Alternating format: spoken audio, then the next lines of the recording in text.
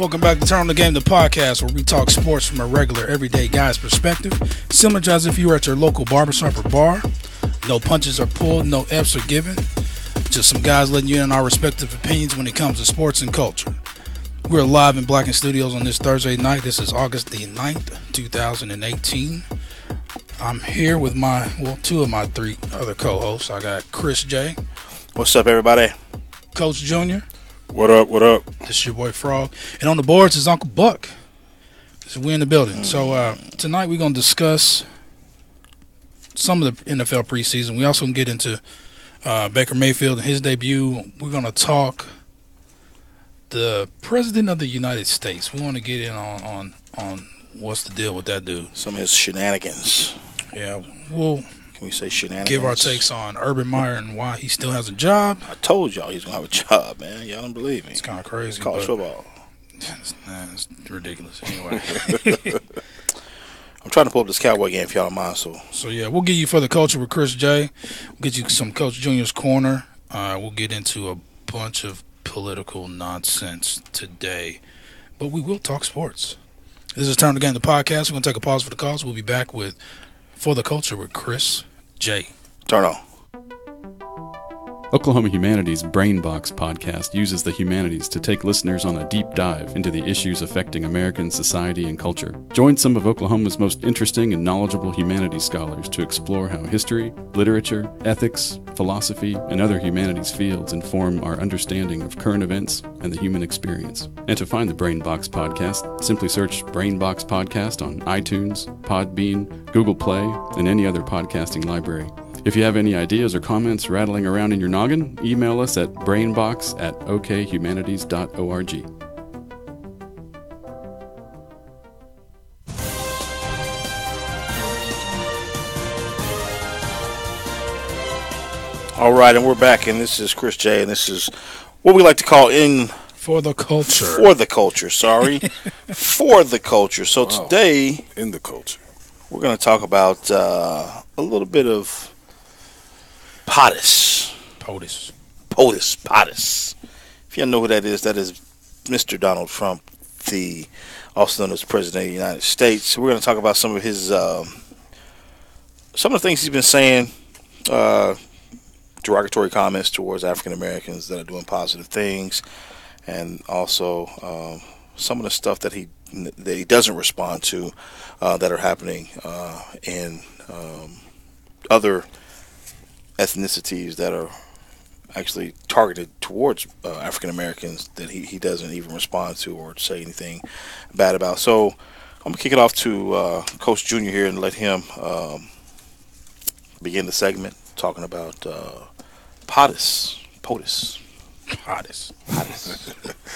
Hey, I heard somebody call him, it was on one of the sports channels. Who was that? Stephen A. Called him the commander in tweets. Oh, yeah. Not the commander in chief, Yeah. but the commander in tweets. That's what he is. I mean, he's a tweeting kind of guy. Well, it all of this, well, we can't say all of this nonsense started with LeBron. It started once he did the oath of office.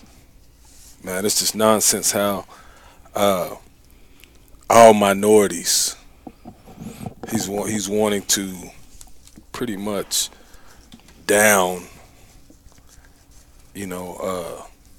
all minority groups. And it's mainly what's most visible to me is Hispanics and African Americans. Yeah, I mean, as far as I don't want to really say that, but as far as him being derogatory towards those two races, yeah. Well, I'm gonna say it. I'm gonna say it before this segment is over. I'm gonna say it. We'll say it now. I'm gonna ask the question. I'm gonna pose it. What, Stormy Daniels? No. I'm gonna pose the Talk question. about Stormy Daniels. And then talk I'm about wondering if Stormy. Frog is gonna if he's gonna defend the way he always defends every week. He's an outlier. Well, why is it that I'm sitting here and I was listening to an interview with Charles Barkley, And everybody know that Charles Barkley's from Alabama. Right. That's one of the big time states. Where they don't like us. There was 3 situations that Charles Barkley talked about on today. He talked about where the white kid shot up the church in Carrollton. And the commander in tweets didn't have anything negative to say. Of course not. About that situation. And then the white supremacists did it at Charlottesville. Where that woman died? Where the woman died. Dude ran up in the crowd. Yeah. And nothing was done or said. He actually said that it was actually good people in the crowd that were a part of the actual demonstration. The actual what crowd was it? Was it Klansmen? That's what I'm talking about. He said that there was actually good people there. So, which kind of was interception. Go Cowboys. Yeah. Yeah. So I mean, this guy. I mean, when you look at somebody that makes derogatory comments and flip the entire NFL protests upside down completely, it was never about the military. It was never about defacing the flag. Excuse me. It was never about that. But he flipped it totally to where now these players are actually going to get fined if they do, protests or whatnot.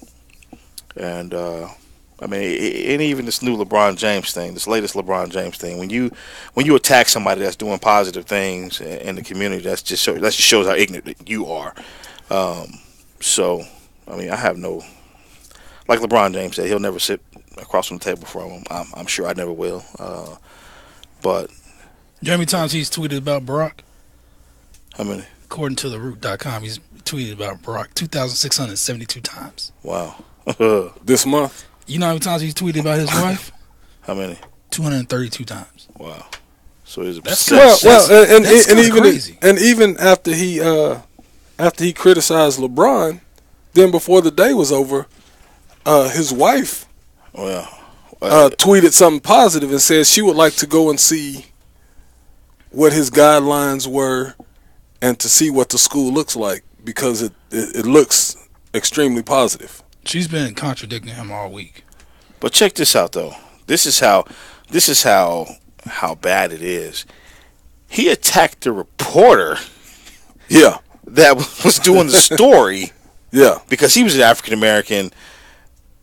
I mean, it's just crazy. I mean, I thought Don Lemon was a Republican. I thought he was on the team. Well, I don't know. Don Lemon's definitely not on the team. I watch CNN all day, every day. He's definitely not on this team. CNN is pro.